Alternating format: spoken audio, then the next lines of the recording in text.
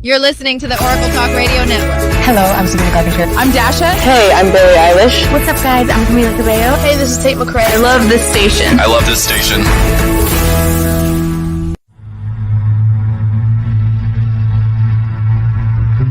You're listening to Chasing Prophecy Radio, where we discuss anything and everything beyond the scope of normal. On the Oracle Talk Radio Network.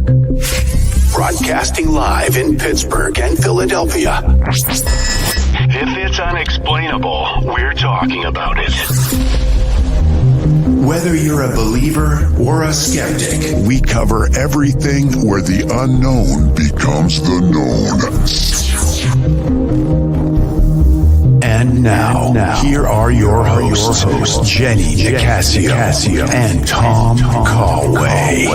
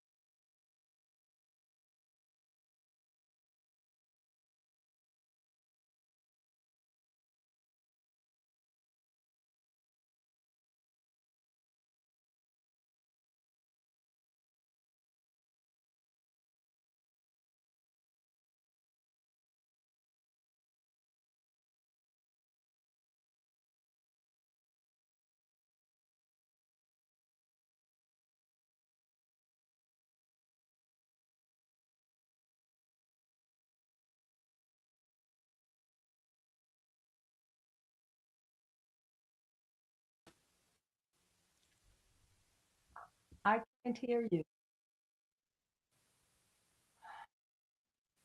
I hear me.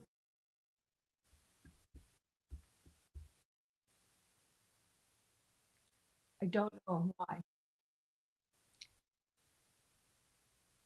Can you hear me?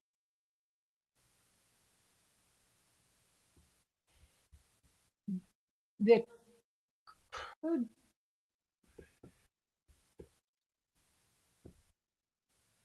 See if that works now. Can you hear me? I can't hear you. Can you hear me now? Yes. Well, you know what? We had some bad storms. Let me go ahead and read that back, guys, for all you guys who haven't heard. We had some crazy storms here yesterday, so it might have knocked out everything. Hi, Richard. Hi, Scott. Hi, Richard. How you doing? Everybody, thank you so much for being patient. Yeah, we had some crazy storms here. So let me go ahead and do that over since nobody could hear me. Tonight, we're diving deep past the mind, past the body, into the soul. Our guest isn't just a healer, she's a soul detective. Nancy Orlen Weber went from nurse to psychic to medium, from animal communicator to minister, officiating thousands of weddings across 8 states. She spent decades mastering holistic healing, herbal medicine, homeopathy, and spiritual communication. I think I still said that wrong. She's the author of The Soul Detective, a guidebook, okay, for anyone ready to unlock the divine wisdom and heal from within. I think we all need that right now. She's here to help us tune into what our soul already is trying to say. So get ready, guys, in the chat and all over the world, because your awakening might start right now. So here we go again. Welcome to Chasing Prophecy, Nancy. Oh, thank you, Jenny. I love your opening anyhow. Well, I tried. Hi, Holly. I'm so glad you're here, Holly. Yeah, we had some crazy storms, Nancy. Really did a damage in the Pittsburgh area. A lot of people still don't have power. We were pretty lucky. Yeah, you're very lucky that you have any. And on this end, we never know either. all of a sudden, I'm in New Jersey, and all of a sudden you're fine, and then you can't get out because of a sinkhole on Route 80. Oh my God, that's sinkhole. Hi, Cindy. Yeah, thank It's you horrible. guys just so much for tuning in. This is we're missing Tom and Sean, but I hope you guys stay, Hmm. still support me. I'm sure Sean would love that. We've been through a lot together, and so I want to make sure everybody can share the link for me. I really appreciate it. Tonight's going to be a good show. So, without further ado, now, Nancy, I will put the camera on just you. I'm going to try something different. I did this years ago when we first started Chasing Prophecy, way back, and I'm going to go ahead and do that. But before I we get started tonight, I just want to let everybody know, From the Sky is available. There's 3 books, and there's actually a 4th one called Moon Dust. I want you to check it out. This is a really good. I know it's young adult, but they grow up, so it gets a little bit It's from young, teenagers. What's that? it's young adult. Yes, it's young adult. I love young adult. Okay, so can you send me the link also because I'd like to publicize it? Oh, that would be awesome. I have a lot of moms I'm friends with. Oh, good. Yeah, Oh yeah, adults like it too. I mean, I know a lot. My I mother loved it. them. She was 84. So, I'm 51 and I read young. oh, So oh, there, you're young. You're young. um, You're very young. What did you say? You were 80 what? one. Oh, wow, you look great. You're a Hi. young 81. That's nice. You can do it. I think about right now, I'm 62. Don't tell anybody else. 26. And 26, yeah.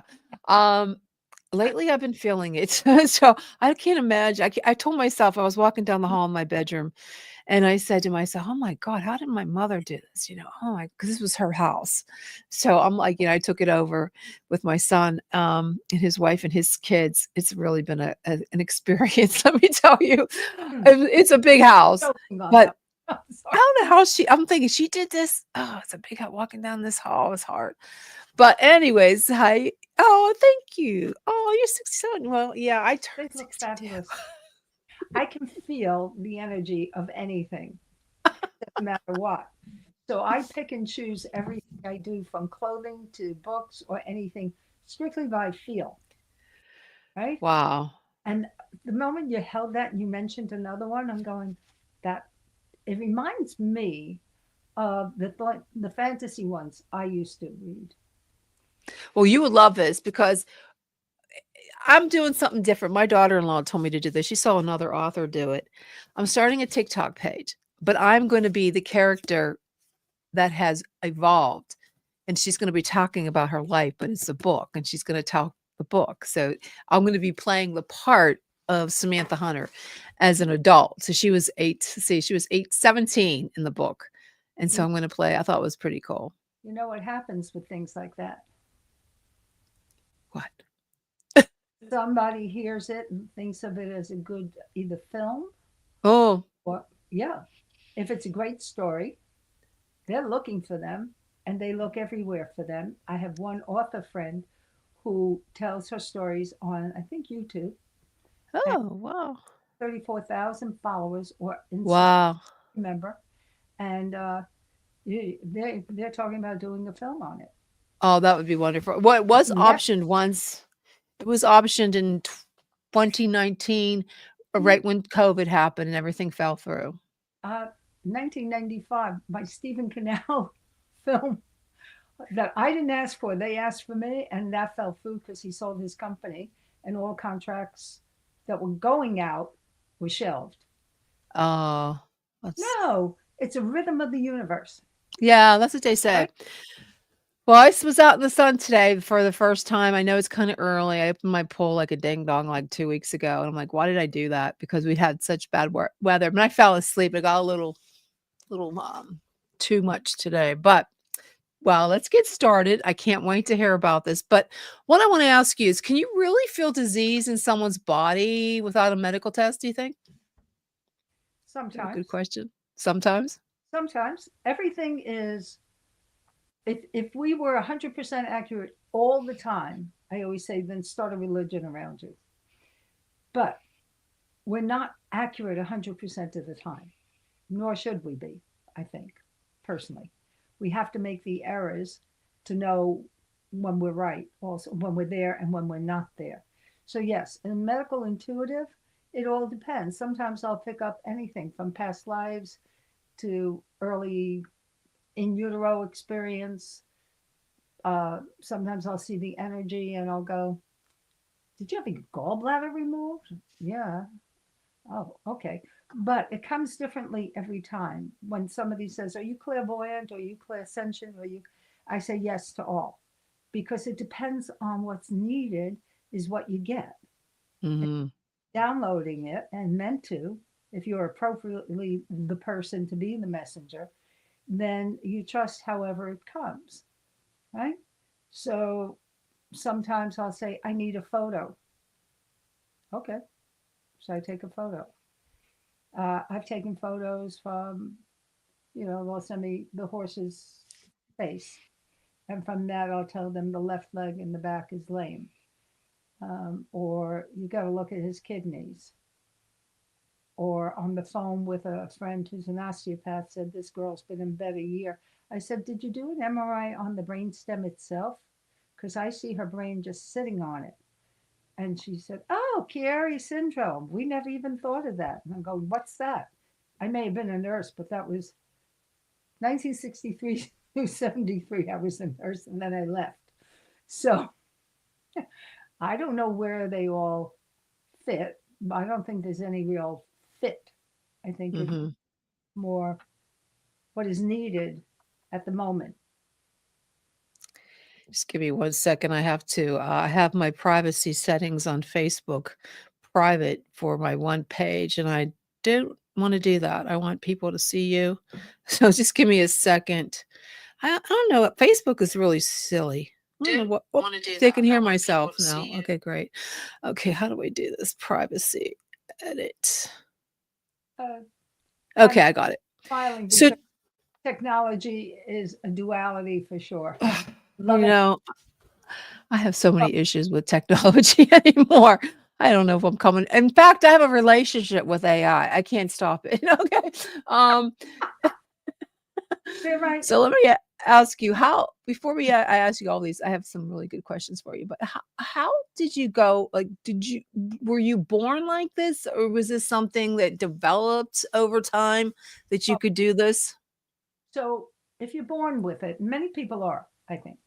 What'll happen is it gets covered up unless, I think, personally, there's a little rebel in you, or you are like myself, a very shy introvert who looked around and saw. I was lucky. I had a spirit by my crib who would point out things easily to me, hysterically, and explain to me what I was looking at. So the glaringly strong one that always stayed with me when I was about two, my mom and a woman were talking in the living room. I was in the bedroom looking out from my still crib bed, whatever it was, and Hmm. something in her belly, the friend. And my spirit guide goes, that's a baby. So I waddle out and I go, baby. And of course, she looks at my mother and says, I haven't told my husband yet. I just found out an hour ago. Oh my God. And my mother goes, go to your room. Oh my So, God. yeah, but the seed was planted that I trusted the guide. It was a man. I could describe him. I can't paint real life. I can only paint my fantasy stuff that I draw. But I can't paint him, but I could see him as clear as day. And he was with me till I was about 17, and then he came back when I was 31. So I was always psychic, but no one called it that. And I Hmm. control until I became a nurse, where the start of it was seeing a new patient wheel in, and I'm about 3 months into my nursing career at 19 years of age. And the doctor gives me the orders, and I'm looking and going, congestive heart failure. Why'd you do that? Do an upper GI, just like that. Lovely, Hmm. lovely tone. And he said, really? I said, absolutely. So he goes and comes back hours later and goes, how did you know? I said, you didn't see the enlarged hiatal hernia?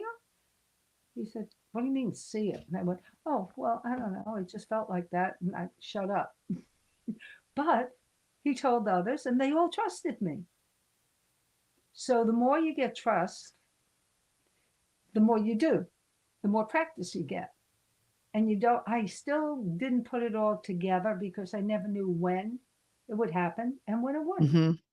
until I worked in an acute psych unit. And then phenomenal, Mm. phenomenal. Best nursing job I could ever imagine in my life. Best teamwork I could ever imagine in my life. We had a blast making magic. Oh, wow. Oh, I loved it. I can't see like was it a what kind of step was it? Was it This was an experimental unit in the South Bronx in Fort Apache at the highest crime rate in the country at that. mm, And I was used to it. I worked in Lincoln Hospital, and it was a 10-day stay, 12 beds. You had to be either a police pickup, acutely psychotic, trying to kill somebody, things of that sort, or 20 years in Brooklyn State, Bronx State, and they wanted whatever.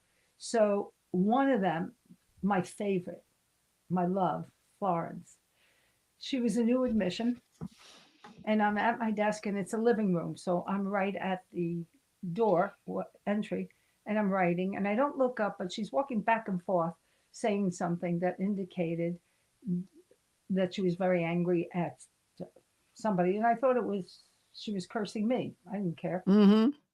I'll look up when I look up. So a minute later, I look up and I see this. Florence was black, really black skin, about 60 years old, had been locking and burning her body for 20 years in her apartment, would never come out. Oh my God. So I didn't know Horrible. yet. I stood up. I saw this white, blonde, long haired woman in her abdomen. And I got up, went over to her, and I said, who's Celia? She said, you see her? I said, I sure do. I see her in bed with your husband. And she said, in my bed, Oh my. and my husband threw me out. I said, that's why you've been locking yourself and trying to burn your body to get her out? She said, you bet. I said, there's a better way to do that. She said, how? I said, stick with me. We're going to play. And we went arm in arm and talked for 10 days. When we came back to her place, she was pretty good. I said, is Celia still around? She said, just a little bit. I said, okay. And I saw all the saint statues around, little ones. So I went over and I did a prayer in her religious Hmm. and said, you're done. You're clean. She said, yes, I am. And we followed her for a year. So things like that synthesized so well. And then I predicted a fire 24 hours Oh. in our unit. I saved all of us. I had everybody in my head count 24 hours before. Closed our unit for a month, burned it down. So all of it synthesized beautifully. And I left when I was offered to co-research with the doctor who headed New York State psychiatric stuff. And I turned it down. That's when I knew you can't tell me what to do. Yeah. I know things. I've had those experiences my whole life, but now I see why they're important. I really couldn't see where where you put them and how you turn it on and off until I got that. And so after that, it was a piece of cake. When I made a decision out of thin air to do something to earn money, I had no clue. I wasn't thinking of psychic. Others did. Mm-hmm. Yeah. I was working full time with 2 psychiatrists, and every client they had and every client anybody else had. In 6 months, I tripled my income. Just by talking, you can find just by feeling stuff. Yeah, what they called it. I was a medical intuitive primarily, right? I mean, if You probably did more for the patients than the doctors did. oh, they all said so. That's why psychiatric residents in training to become psychiatrists, I ended up being their teacher, but I never opened up a book. Didn't need to, because many people have the gifts. I'm sorry, I'm not alone. I think lots of people have lots of gifts. It's some of us get to use it, and suddenly people open up doors and say, do it for us. I don't know why. I Hmm. It's the rhythm between my belief and their belief is a match at that time. You know? If anybody has any questions, please post them in the chat and I'll put them up on the screen. No, do you have to touch somebody or can you just look at them and say, I got this feeling about you? Oh, no, I do a lot of phone sessions. I have found missing dogs on phone. I, Oh, missing dogs. yeah, I think the only thing I don't like doing is reading online at all.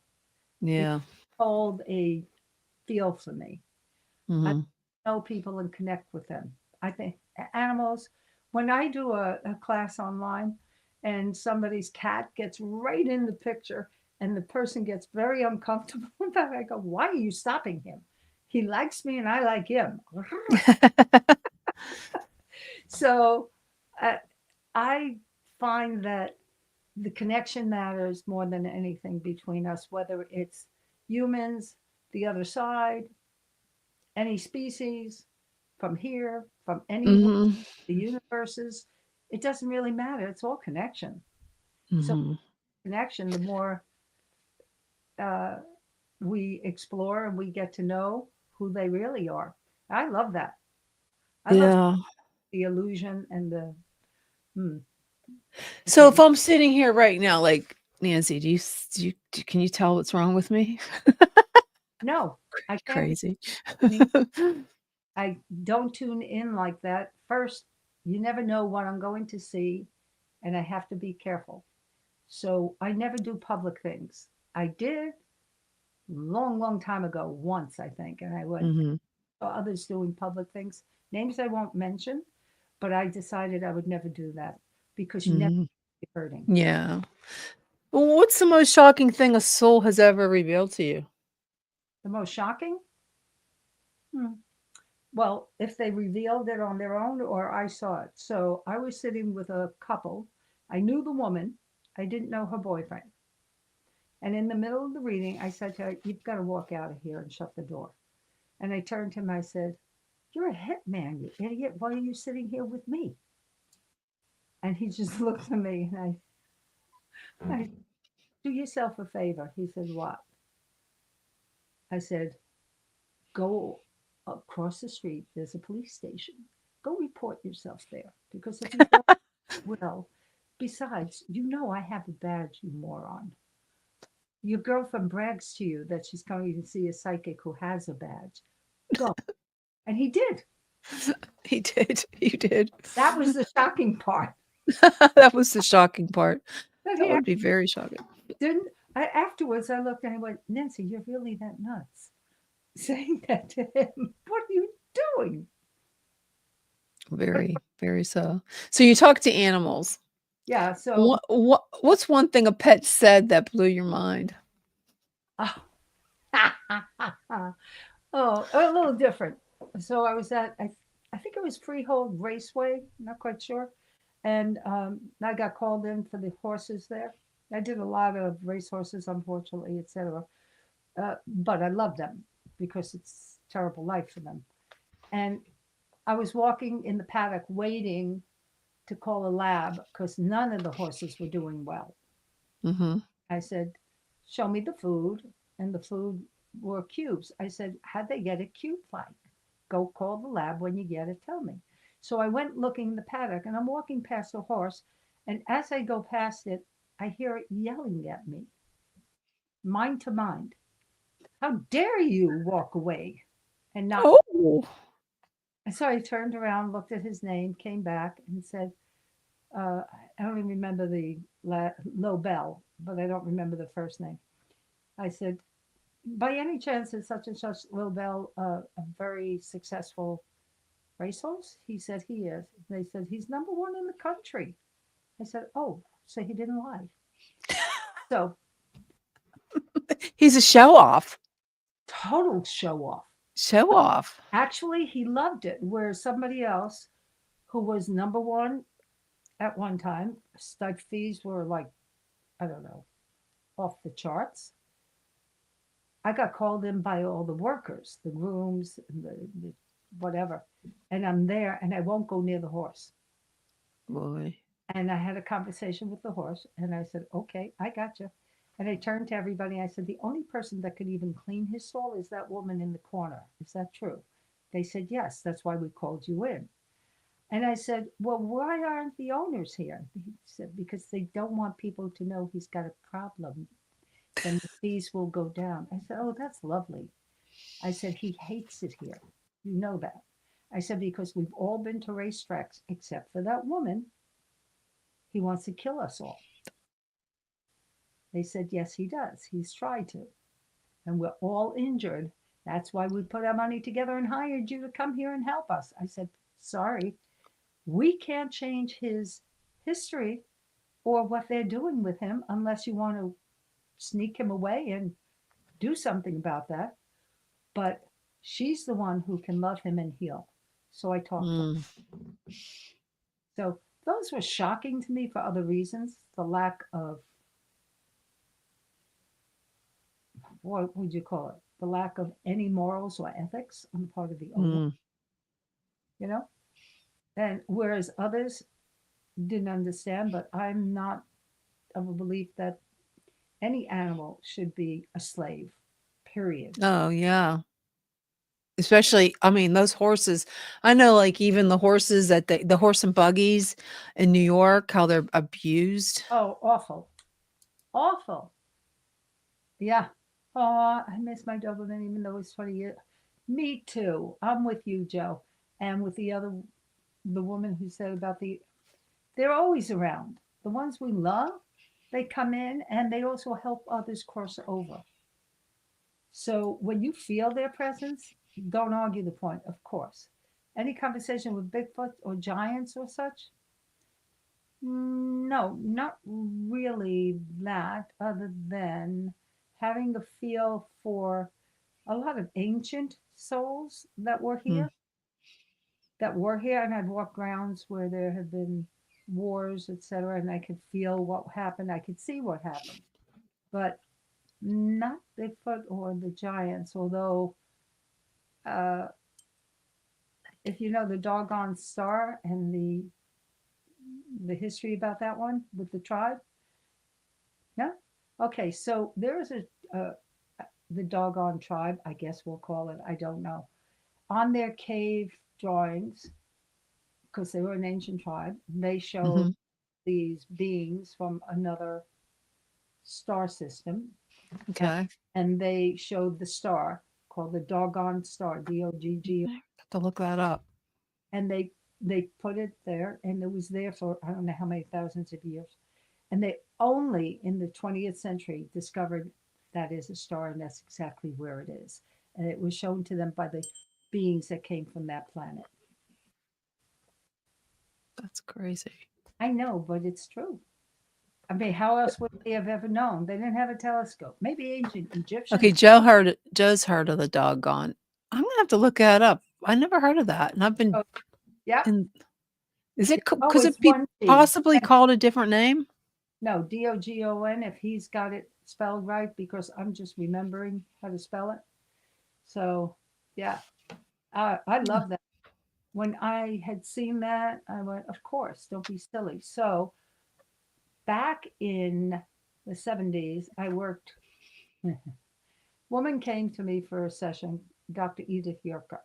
She invited me to dinner one night. We became good friends, and a lot of synchronicity between us. Very strange. And she sat me next to a man named Dr. Andrea Puharik. Joe, do you know who he was? Or Marcel Vogel? I'm sure if he knows, he will let us know. Thank you.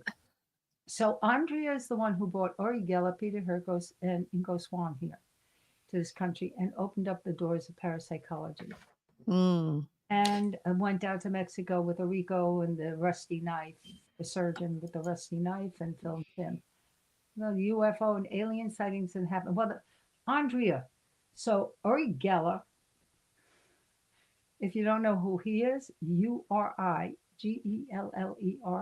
Uri, like Geller from Israel, and Andrea, I think were cousins. But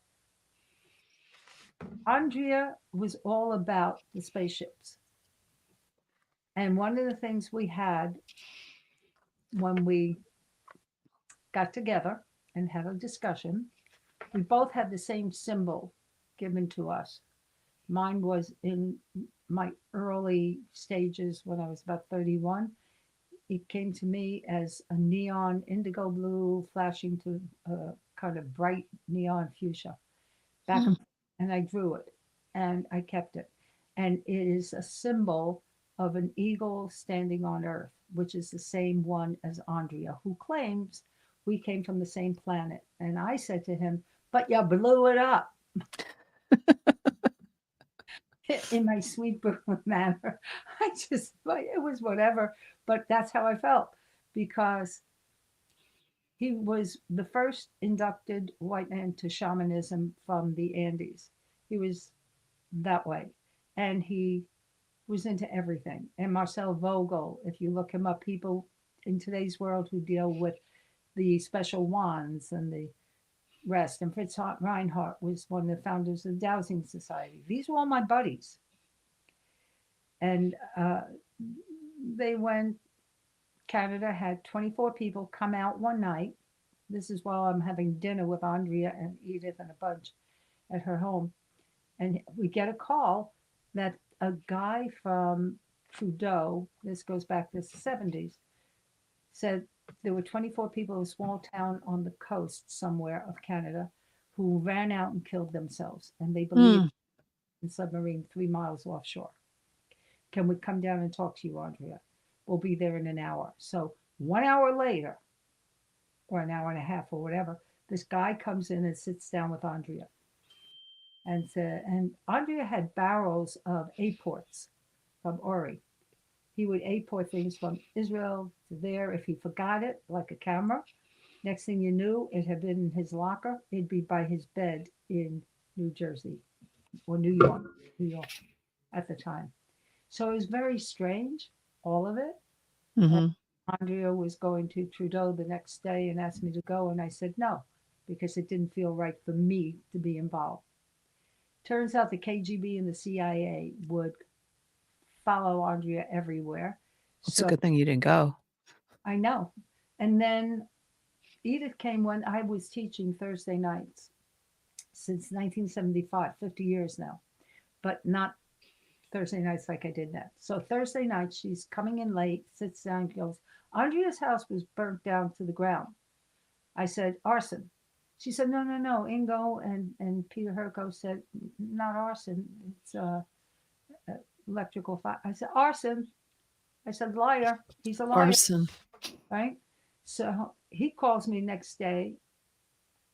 Nancy, no, I spoke to Peter and Ingo. I said, it was arson and I know you'll run away.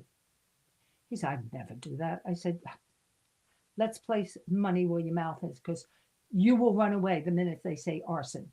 You were publishing a paper on test and they didn't want you to because he was always involved with that. He had like 20 patents.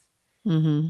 So 2 weeks later, and 3 kids were in the hospital. They had to jump out a window to save their lives. Right?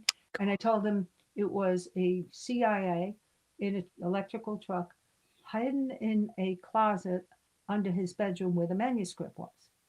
2 weeks later, arson declared it started in the closet and he ran away.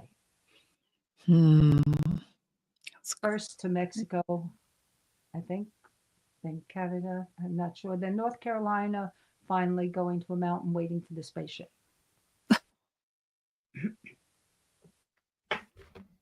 This was my life. That's amazing.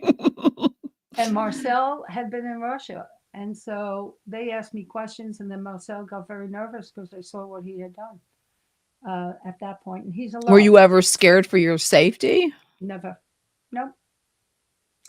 No, not with that. On one murder case, I was scared only because it was very close to home. And what was the biggest case you've ever solved? The biggest one? Well, it's up for grabs. So one of them was the serial killer, which was Oh, wow. cases in our state. Can you give us a little who might have been? Oh, yeah, yeah, yeah. Well, it's kind of a very mixed bag because I uh, I was fed up. It's a long one. It's in my book, The Life of a Psychic Detective, all the details, but here it goes as best as I can. Condense a little bit of it. So I had met some people. She was a microbiologist. He was a PhD in psychology and a hypnotherapist. And I met them at some function. Months go by, and I get a call from her that her daughter's best friend, Amy Hoffman, was missing from the mall in Morristown, the Morris Mall, something. And immediately I had an image, and I said, uh, if you want, you can tell the police that they can call me.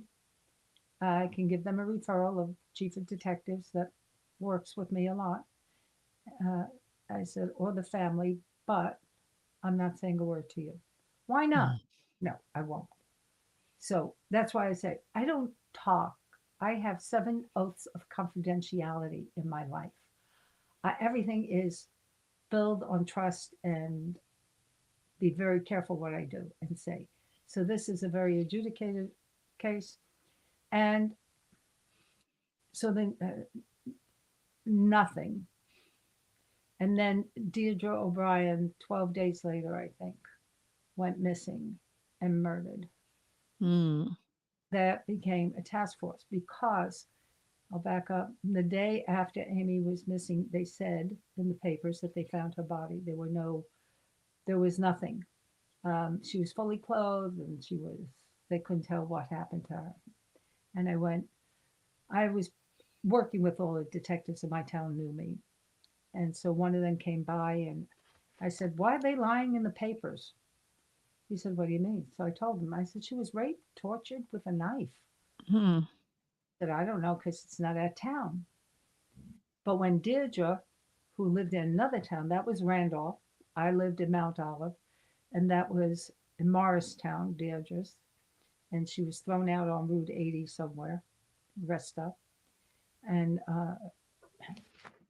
that became a task force. So the next thing I knew, Bill Hughes, the detective I was working with before, and friends, knocked on my door, and there he was, and Jimmy Moore, who was at the time, Jim was the captain of homicide for Parsippany, a pretty large city by us.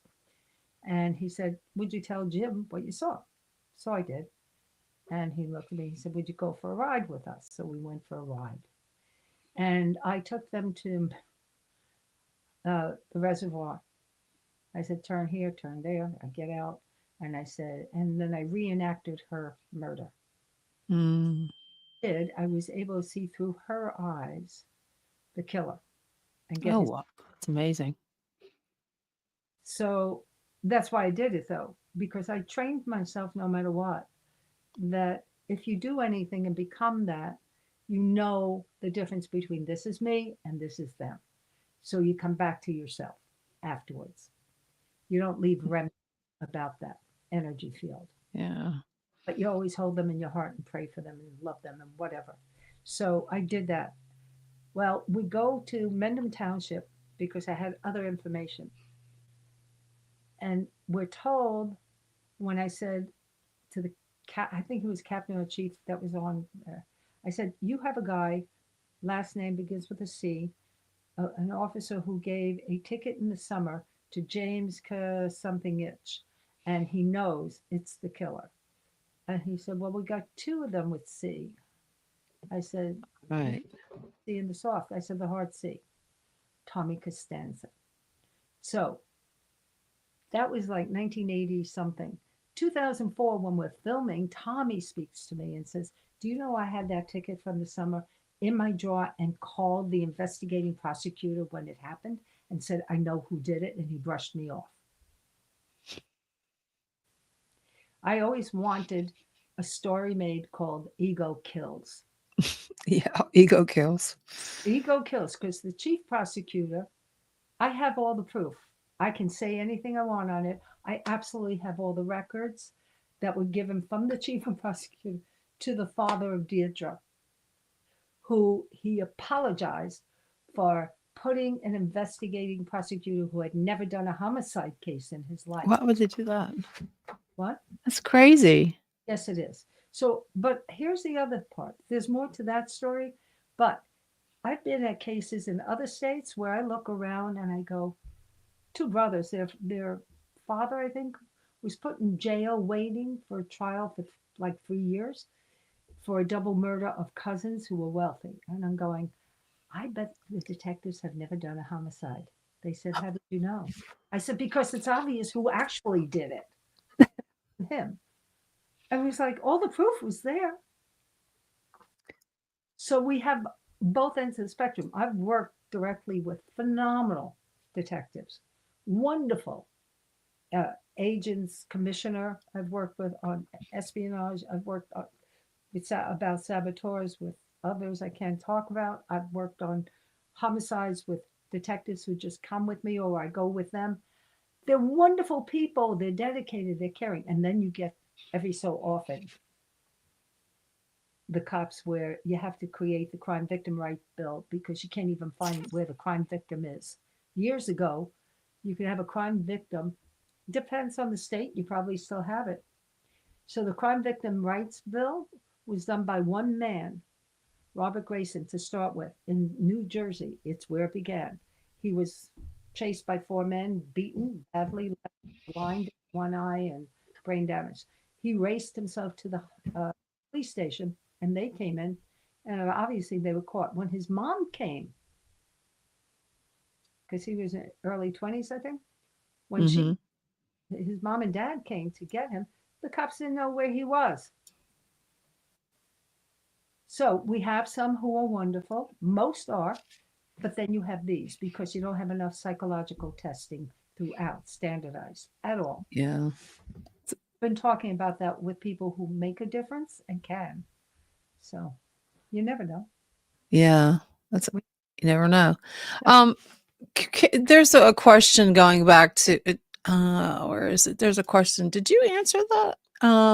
I just saw What are your thoughts on UFOs and alien sightings and happenings lately? Yeah, well, lately, I don't know. Well, I've seen, I had one UFO, and I right by Indian Point at the time was an active nuclear reactor, and I called Andrea and I said, "Well, okay, what's going on?" He said, "Oh, they hang out by nuclear reactors." He was very casual about it, and long. that's true. Why Yeah, do they? well, we don't know enough about the chemistry, let's call it, of anything other than the species of the earth. So if you have people or any being that is not of this earth, their chemistry or whatever makeup it is may be very different and may need something that we don't know. Or they may be curious about what the heck that is, the nuclear reactors, because they are pretty bad. So who knows? I don't. I don't delve into those pieces as much. Ever since Andrea, I'm pretty careful about what I'm looking at. Yeah, exactly. He might be one of those. You never know. Well, he always felt he was. He might then. Well, sure. I'm, I'm just looking at what other questions. and then, Um, you ever have a dream on a spaceship? I have. have I? Did you? Ever? Oh, I have them all the time. But I don't know if that's real or just my wanting. Because Right. I probably And that's the point. So I've had a couple of marriages prior. My second husband and I woke up same time, same exact dream in a spaceship. oh my You were probably on it. Right. But I also knew Betty Hill. Oh, did you really? Mhm. What do you think about her? I mean, what did you think that was a true story? Hard to say by that point when I met her. She was older at that time, and uh, she felt it was real. Well, I knew Bud Hopkins, so enough of it still is arguable any which way. Mm-hmm. There is no way for me to know their experience except to say for them it was real. And for me, there's a part of me that's extremely practical about all of it. If it's useful, great. If it isn't, why bother? Mm-hmm. If that experience taught them something, anything other than fear, right? Then that's fine. And rather than think, for me, rather than think of anything to be afraid of outside of the known, I don't see that that would be something I would care to be afraid of at all. So from Betty talking, we just had a chat about it. Comfortable. She believes it. And as long as it was something that she felt happened, She. it happened for her. Whether it actually happened as we think reality is or not. Mm-hmm. Let's go ask Stephen Hawkins. I He can't may- ask him though. Isn't he passed away? and Well, medium. unless I, well, you know what, Nancy, I truly believe you can communicate with spirits, and something strange happened to me twice this week. Well, past week. One was, let's see what you have to say. I painted a picture of Jesus that's kind of abstract. Okay, it's really big. And I talked to it, okay? I know it's probably sounds crazy, but I'm talking to it and I said, I think I should do you over. I don't know.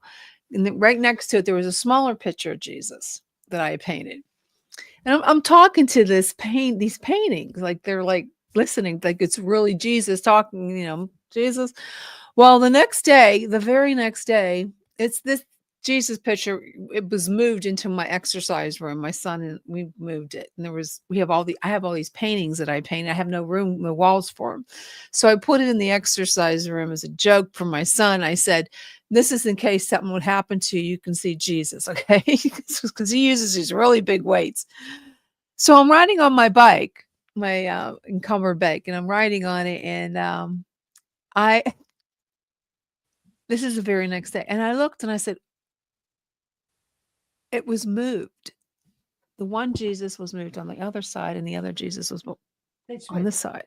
They switched. Could be. And I'm like, how does this happen? So I want to share one thought for you. Okay. Dr. Jeffrey Mishlove wrote a book way back called Roots of Consciousness. Roots of consciences. Yep. He got a PhD, the first one ever in parapsychology from Berkeley. And in it, there is a drawing on one piece that when I saw that, I went, that's it. I get it. Because I had, at 31, when I started focusing on my abilities clearly, the first couple of months, our electric bill, we didn't add a single thing, little barn converted, nothing. No, we didn't have what we have now in technology. My electric bill tripled. And then it went down to normal.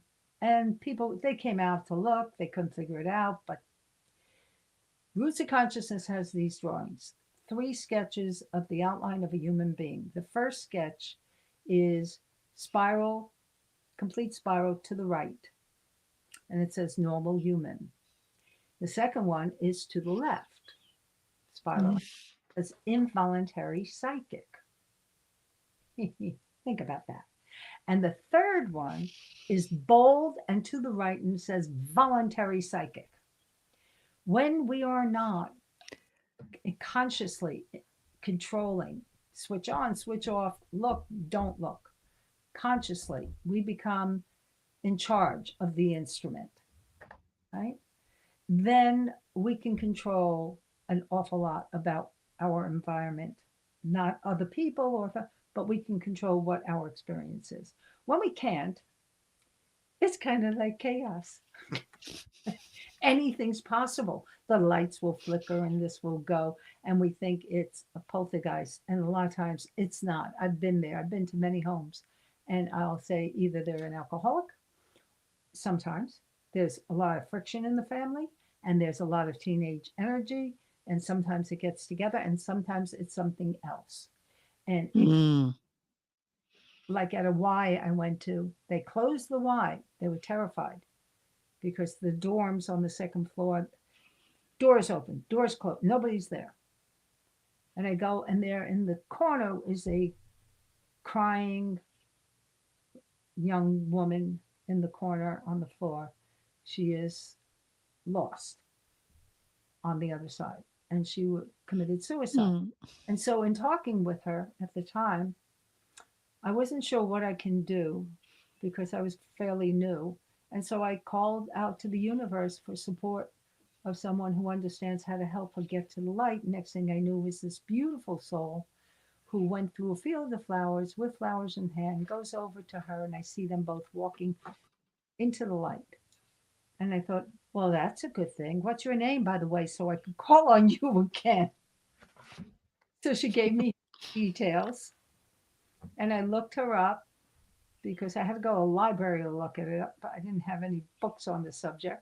And I went, oh my God, you existed here on Earth. Huh, thank you. I will be calling on you. It's amazing. Mediumship, there's a group helping parents heal. It's based from a couple who lost their son. Doesn't matter why.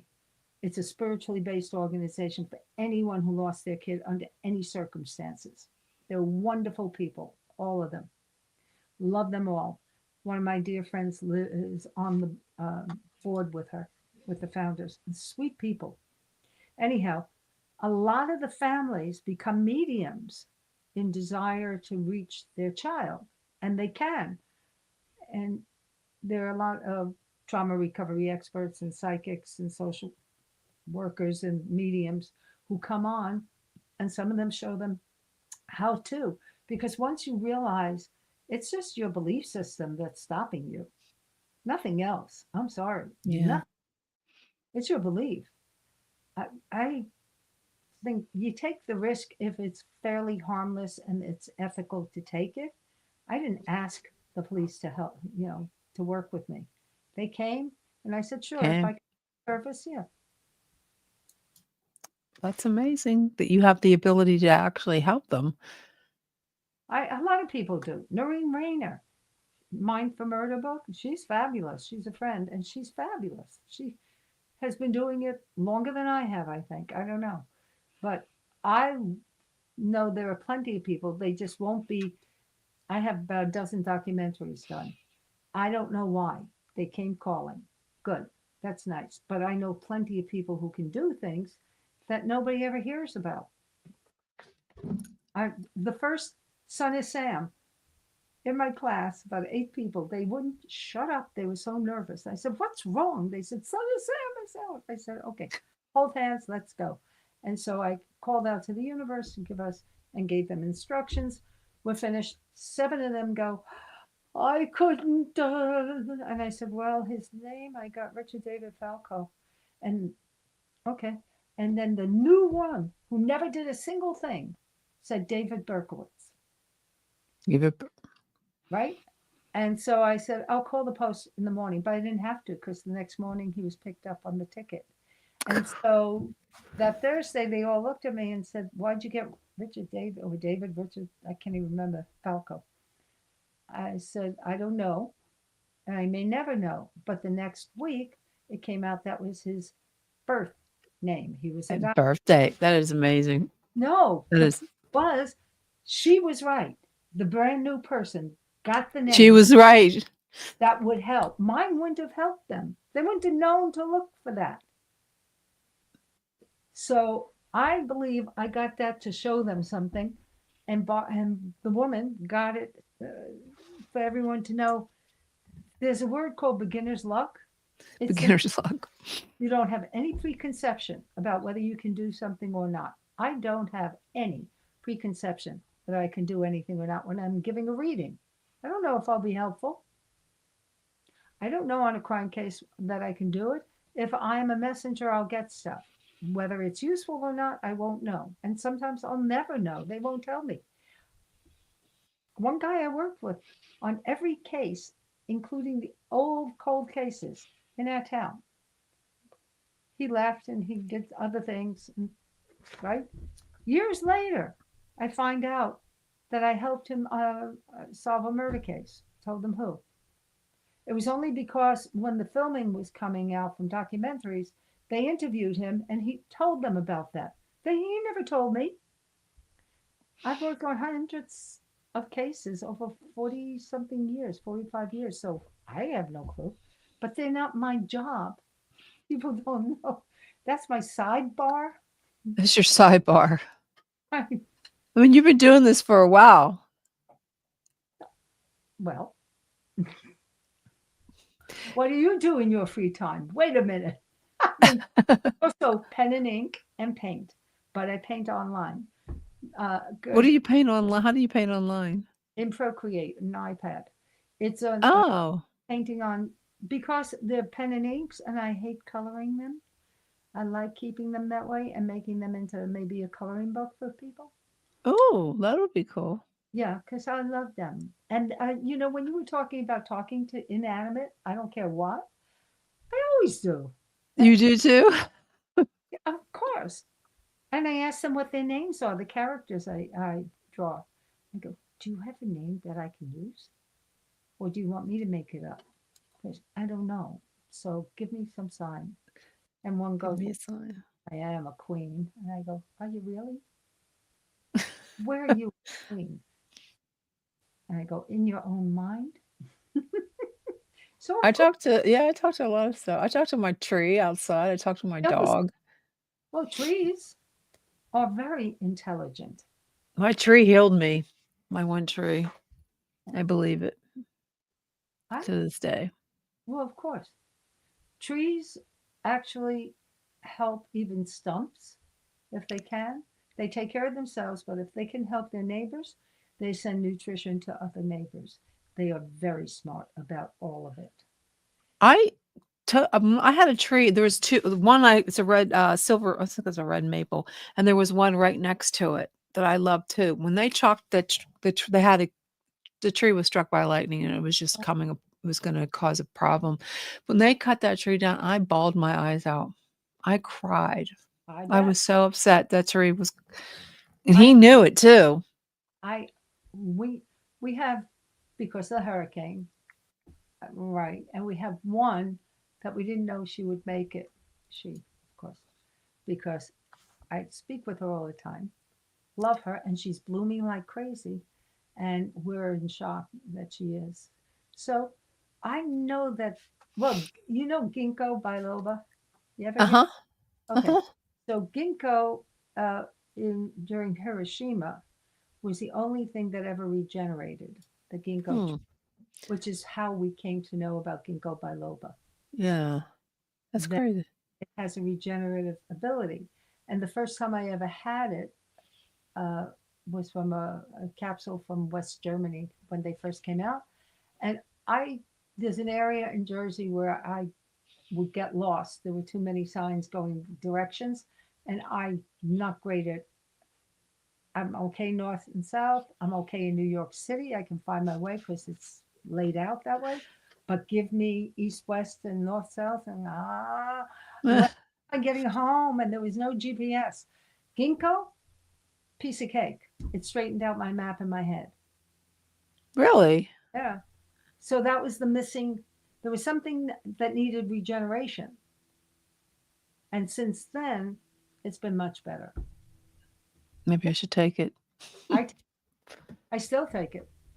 I need to take something. Well, don't you want your brain to work better?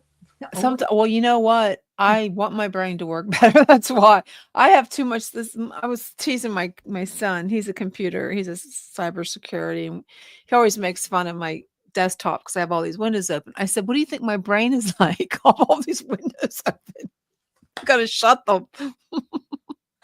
Too many, Oh, too many please. windows. Uh, Too many oh, windows oh, open." I understand. Oh, yeah, you're like my friend who's also my part-time assistant. I said, she has my remote computer, and I said, do you ever shut it